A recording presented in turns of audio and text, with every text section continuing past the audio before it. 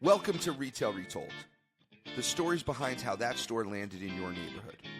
I'm Chris Ressa, in conversation with the people and stories shaping retail and real estate. Brought to you by DLC.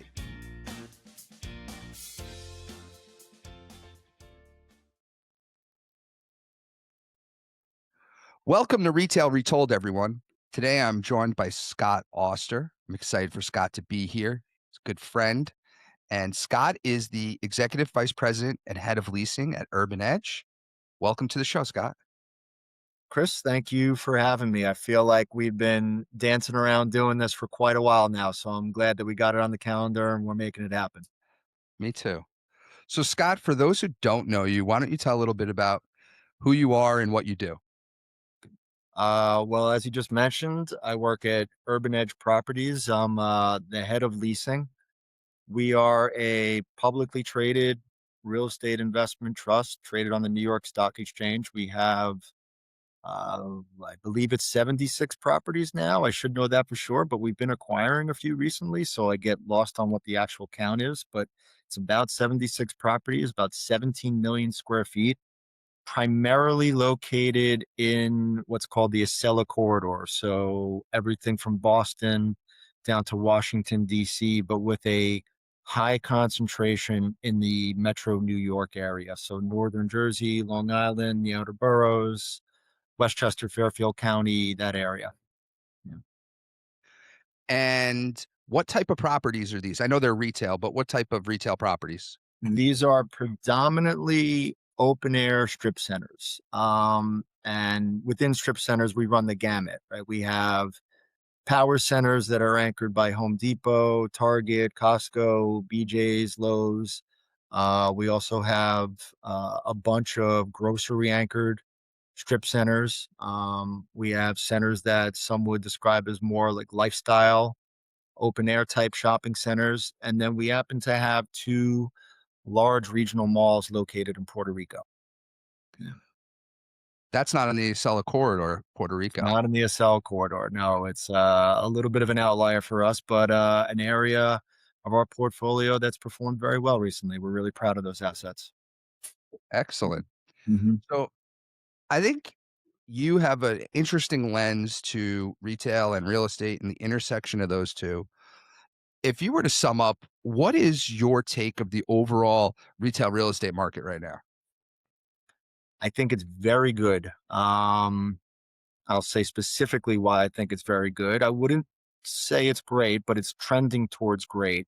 I think we have a lot more tailwinds than we have headwinds in our business. And when I say our business, it's yours and mine. We're both in the open air strip retail business by and large. I think it's different than some other segments of our sector. I think our asset class in particular is performing really well. I think one of the principal reasons is there's really a lack of any new supply. There has been a lack of any new supply um, nationwide for the better part of, I don't know, 15 years at this point. There hasn't been a lot of new shopping center product, open air shopping center product that's been developed. And if you look at the headwinds that our industry has faced over the last decade, first with, the internet and the rise of online shopping and what people thought that that would do to traditional brick and mortar and shopping center retail, and certainly the impacts of COVID and the implications of that to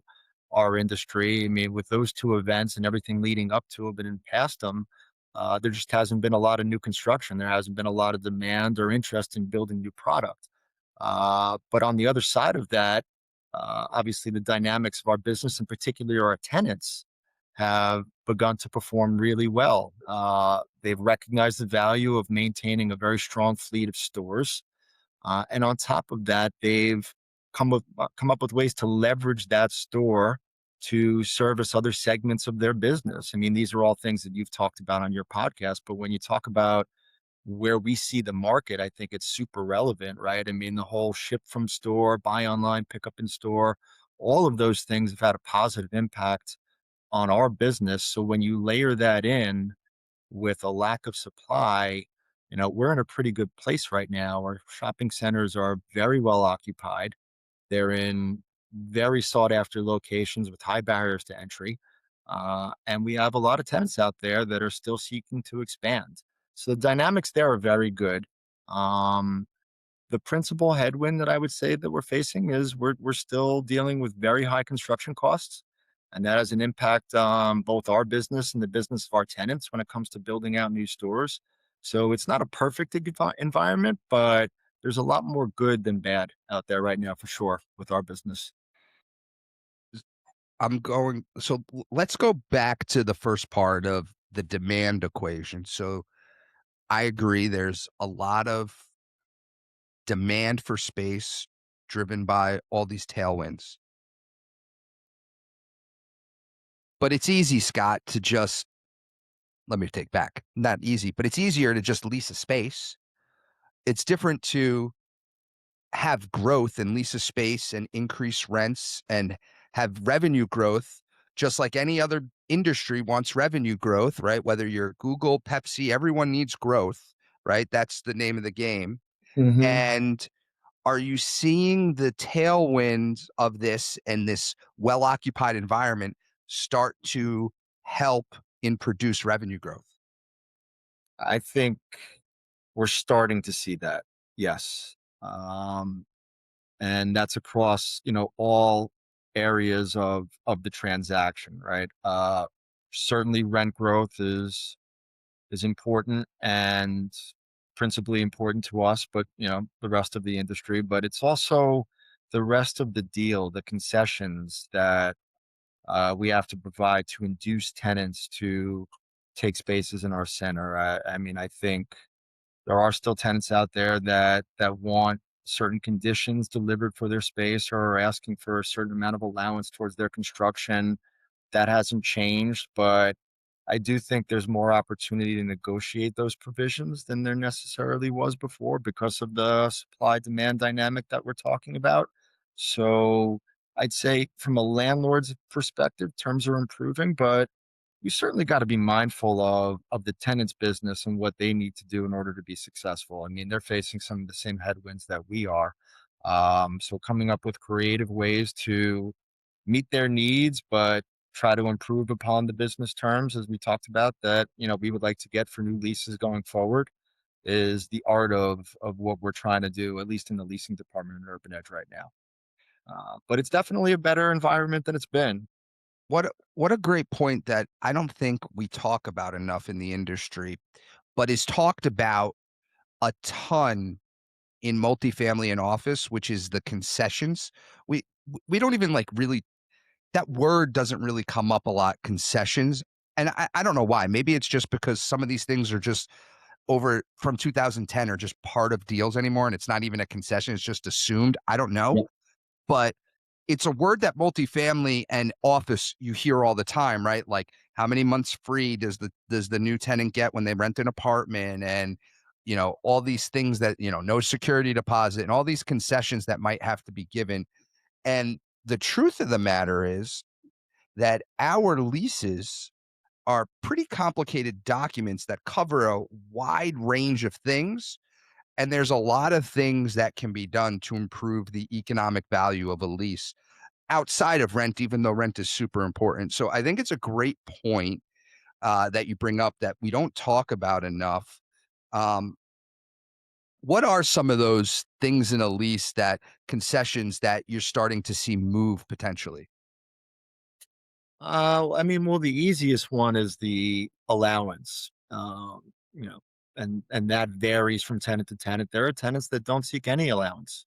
And there are others that it's a big part of their business model and it's incorporated into their deal underwriting. And they certainly are still expecting or wanting at the very least that you're going to contribute some amount in capital towards the construction of their store. And that's a very easy thing to sort of see the change in, right? It's one number one day, and maybe next year that number is different. Maybe it's up, maybe it's down, depending on what's going on in the market or what's going on at a particular center. The concessions vary depending on the quality of the real estate, I would say.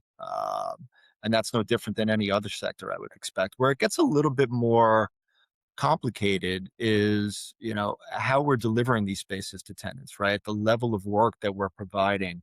And there are still, especially in the larger size tenant category, the anchors, tenants that want you to basically build their store for them, give them what's called a turnkey, as we know, right?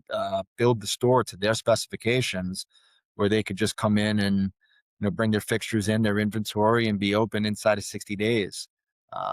And we've done some of those over here at Urban Edge, but what we're seeing now is, we're negotiating different types of delivery conditions between just an as-is deal and a turnkey. We're doing warm dark shells or vanilla shells and some variation of that. And there's a lot more of that negotiation going on between the parties today than there was before. And when I say it's complicated, it's really depends on what parts of it you're negotiating have the most impact. I mean, there's the cost of things that you need to do in a particular work letter, and then there's the lead time and, the supply chain issues related to some of those work items and the materials that you need for them. So there's a lot of back and forth going on between us and the tenants trying to negotiate both the fairest delivery condition that's going to work for both of us, but also be mindful of an overall construction schedule with the interest of us delivering the space as soon as we possibly can and the tenant opening up for business as soon as they possibly can once they take possession of the space. Yeah. What a very insightful. What I would say is, at some point, and this is what I've been I saying. mean, flattery will get you everywhere, Chris. I appreciate you saying that, but I know that these are all things that you probably know already. Yeah. Well, what I keep saying is open air retail spaces are gonna hit a point where stores are gonna have a little more character. And what that means is we're gonna leave some things how they are because the cost to change them in a space is just too much. And for those who don't know, what has happened over time is many tenants, occupiers of space who have multiple locations, have a plan of what a space should look like no matter what center and what market they're in. And if they can get that to look the same everywhere, their back of house efficiencies, supply chain logistics, store operations, front of house things are a lot easier. So it makes a lot of sense for them to try to turn every space to look pretty much the same. However, the cost of doing that has gotten extreme.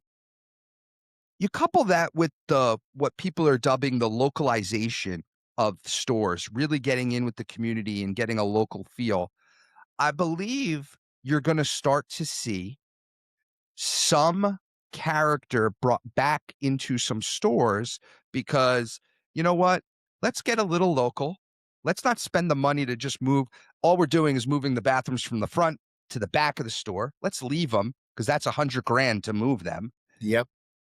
And I think that'll be another catalyst if stores get more character to the velocity of leasing deals.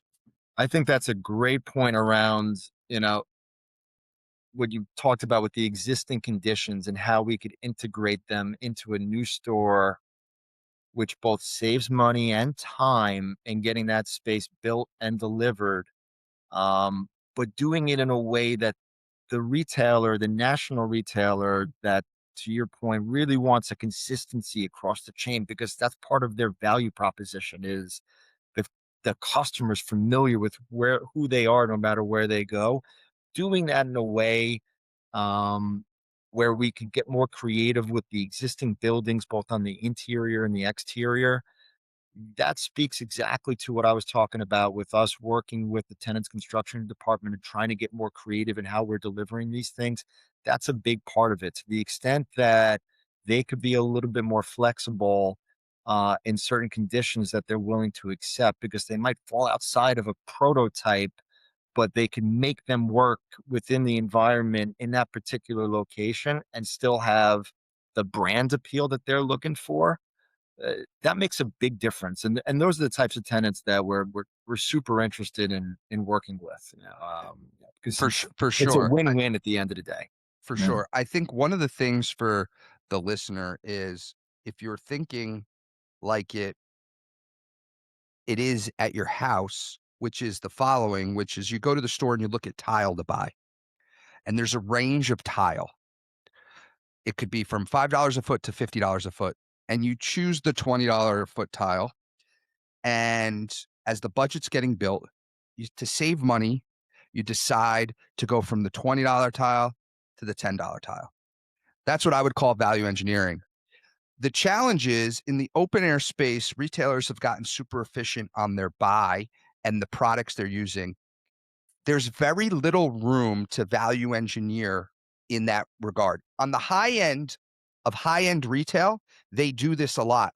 The Louis Vuittons and Gucci's, it's a way Yeah. they make budgets because they start with a $100 tile. You've all been in a Tiffany store, and then they move down. But in some of our retailers, they've already done a great job of getting a great product at a reasonable price, whether it's TJ Maxx or Five Below. There's no more room to discount the tile or Yeah. the lighting. The only place to move is on the scope of work, which is what are we actually doing? And that place typically means to save, can we actually keep some of the existing conditions in place? Yep. Yep. Uh, Yep. And then for a time, it really wasn't much of a conversation. I think that the tenants, it didn't matter if they could make it work or not. They still wanted it to work their way or be done their way. Um, and we were, in a position where we had to get some space filled and we wanted to grow our occupancy. So we want to go along with those things. We still want to work with our tenants in a way that works for them too. But I think the dynamics have shifted as such where those conversations are a lot meatier, and are resulting in a lot more, creative compromise, than there was before, for sure. so we spent a lot of time on the deal. I want to move to just what I'll call, and maybe it'll lead us back to the deal. Some just general operating procedure. And I think it's interesting and it's been talked about ad nauseum, but quite candidly, I get a different answer from everybody. So pre-pandemic, post-pandemic, how has what you do changed or has it changed at all? And what are some of the biggest changes you've seen?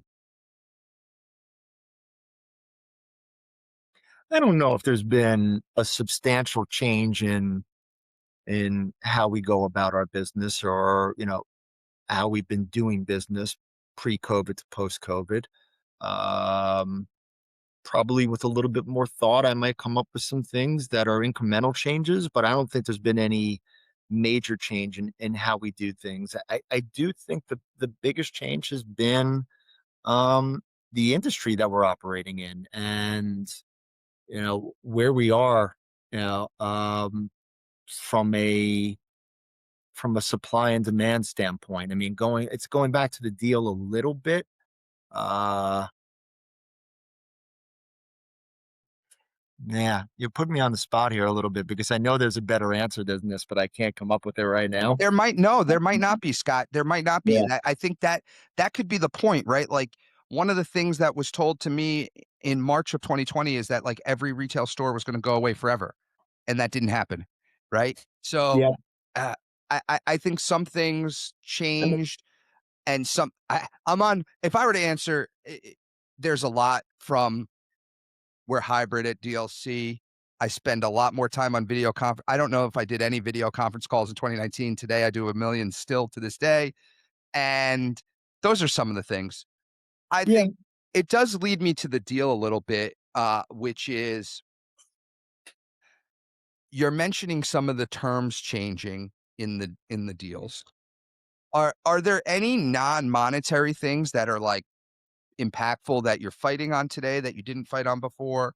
That I don't want to use the word fight, negotiating. No, I mean, I think that the two biggest ones are probably the exclusive and prohibited uses section, and then to a lesser extent, co-tenancy. Uh, I mean, those are both things that are in a lot of deals that we have here, but we certainly negotiate very hard to try to have the most fair outcome from a landlord perspective, from an owner perspective. And of the two, I think the exclusive we're probably spending more time on now than we ever have. And it's not because we're against protecting a tenant from obvious and direct competition. We understand that if they're coming to our shopping center and we're investing in them and they're investing in our location, that if there's some very specific competition that is going to hurt their business, it's not unreasonable for us to agree that we're not going to lease to those types of uses in the shopping center while they're there.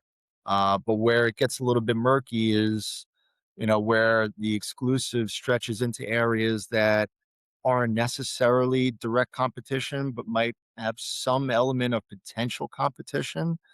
And then beyond that, sort of prohibits us or impacts our ability to lease to a use or a concept that we don't even know exists today and might exist in the future and isn't really competition with that tenant, but the way their exclusive is written, it would prohibit that use. So we try to really keep any exclusive that we're going to agree to very narrow and very specific so that it keeps out the intended competition, but gives us the flexibility to be able to lease to any variety of tenants that really isn't a competition with that without running afoul of an exclusive that's just not clear or too general in some places and subject to interpretation.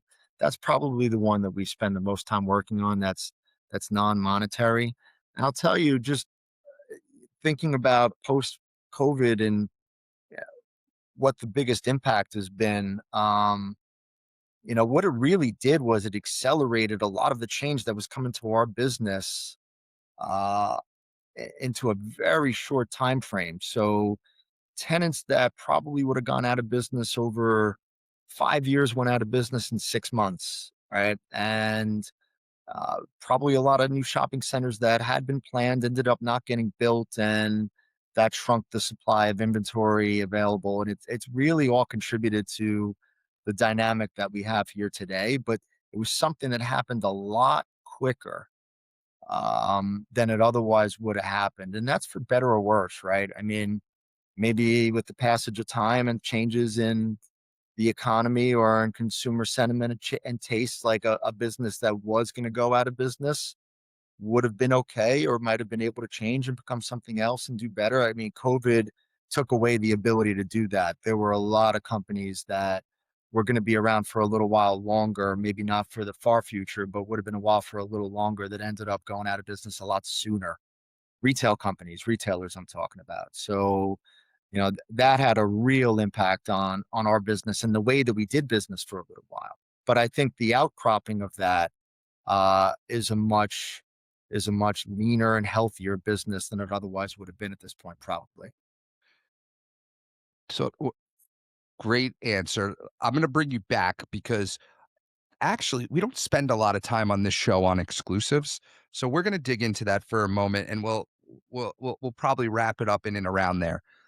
What I like to say is the exclusive should protect the tenant, but it shouldn't punish the landlord. And that's how I like to characterize it, right? We should Mhm. be able to protect you without being punished in protecting you. Yep. And so what does that mean? I think this is such an interesting topic. One, if you take the enclosed mall, you use that it might not be unreasonable, but if you take the enclosed mall, many of those retailers won't go into a mall unless all their competition is there. They all wanna be together. But Mhm. in it, if you take the roof off the property and it's an open air, now there's this, "We don't want them there." What gives? Why is And that? that's the difference, right? Well, I'll give you another example. You go to any, high street in any major city around the country, and on the street there are 4, 5, 6, 7, 8 sneaker stores, Yeah. right? And they're different buildings, different owners, so there's nothing prohibiting them from opening next to each other. but they all know the other ones are there, and that's where they choose to go. That's where they want to be. They all want to be around each other. So the cliche of a rising tide lifts all boats, it does apply there, and it does apply, it would seem, in the regional mall space, to your point. Not as much in the strip category, for sure. Yeah. Not as much. And you mentioned a piece where you're trying to narrow what that exclusive is to protect the tenant, but not punish you is essentially what you're trying to do. Mhm. This is, for those who don't know, super tricky. I go to I've gone to my legal team before and asked them, I want you guys to answer this. And if you can't answer this, then we're going to create it as a starting point. What is the difference between off price, discount? What is the difference between off price, discount, and outlet? Mm. And because there's some leases that will prohibit another off price. There's some leases that'll prohibit a discounter. There's some leases that'll prohibit an outlet. And we've started to get some blend, but there are some distinctions between the categories. And I we've got definitions and we try to impart them being like, okay, you're a discounter. This is what a discounter means. You're an outlet. This is what an outlet means. You're an off-price retail. This is what off-price means. And that's just one example in the apparel space. But this starts to permeate through everywhere. The one that's Mhm. come up significantly here, and I'll ask you, Scott. You asked me if I put you on the spot. I'm gonna put you on the Yeah. spot right now. Is I'm Starbucks ready. a restaurant? No, Okay.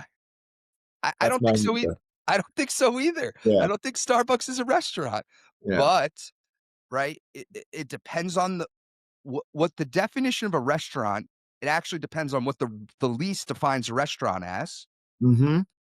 and this is for those out there, this is what Scott and I deal with all the time, like, what is a restaurant? Right. And, we're sitting here cleaning up a lot of old school documents and trying to create the future of what a restaurant definition is. Yep. But I'll say this, Chris, like, and this is my plug for the industry. If anybody's listening that's considering whether it's a business that they want to get into, this stuff, maybe it sounds mundane and maybe it sounds even a little bit complicated, but it's fun to Yeah, try to figure all these things out. And most times, our counterparts, our counterparties, the retailers, they're just trying to figure it out too. And they're having fun with it also. And the good ones, the ones that you and I and others that do what we do have developed a really strong relationship over time. They understand our concerns as much as we understand their concerns. And it's not a fight, it's not an argument, but they are doing their best to protect their brand and their business in the same way we are doing our best to protect the value of our real estate and our ability to make these things, these shopping centers, the best retail environments that we possibly can. And when you have willing counterparties that love the business like you do and appreciate it like you do, you know, you might not get to the exact solution that you like. Everybody's got to give a little bit, yeah. but how you get there and the conversations that we have and the strategies and the scenarios that we game out together, that's the fun part. You know? You're always thinking about the next thing, not about what today is, but what's going to happen tomorrow that you got to make sure you're accounting for in this document. Because this document that you're signing many times is a 10, 15, 20 plus year document. So we really have to be thinking not just about what it means today, but what it could do in the future. What a great point. That that should be the ending point, but I have another fun one for you of these Now definitions. we can keep going like this all day. I know we can. So, These definitions, here's one. yeah, What is the difference for everyone out there between quick service restaurant, fast food restaurant, and fast casual less restaurant? casual. I was hoping you could tell me. That's one of the things when you get calls from me at 7:30 in the morning. Those are the questions that I'm asking you. Yeah. So, I I I I'll go and I'll define it a bit. just for what it's Okay. kinda coming out.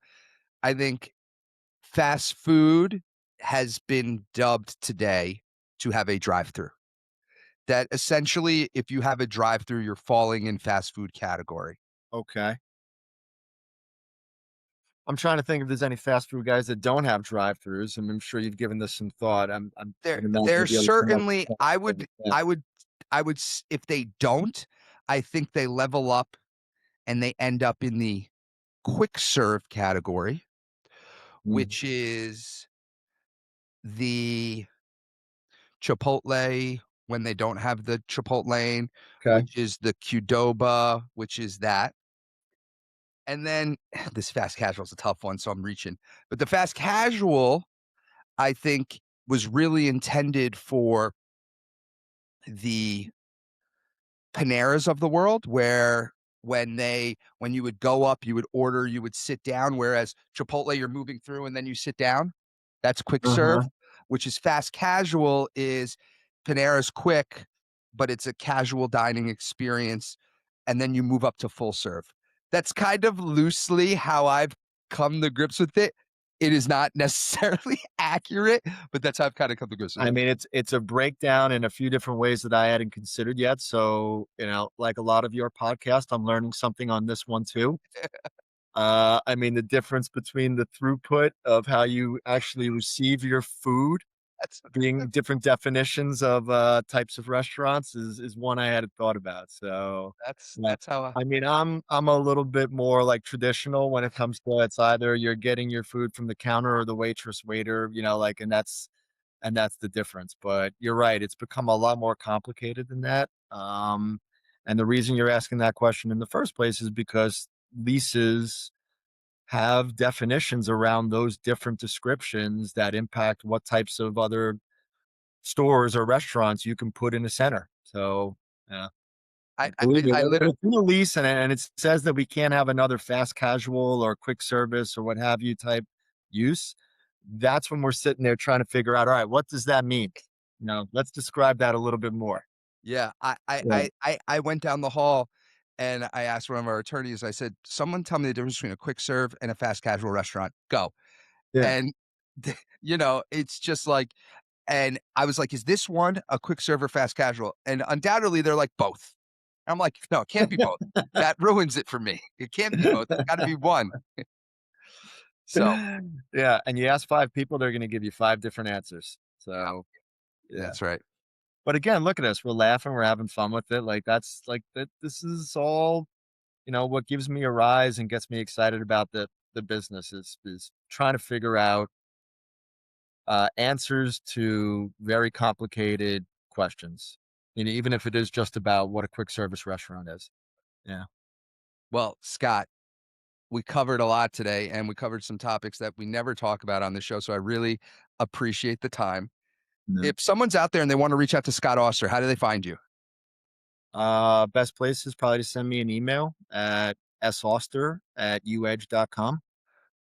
And plug for Urban Edge. We're going to be upgrading our website in the next couple of months. So I'll direct you to go check that out. Probably after June, I would say. And you could always find me there too. We'll Yeah. post the URL in the show notes. Yeah, that would be great. Yeah, Uh, it's going to go to the old one now, but pretty soon that's going to be totally upgraded. Excellent. Well, Hmm. listen, Scott, this has been great. I really appreciate the time. Like I said, it was just a conversation, and I think that's what we had.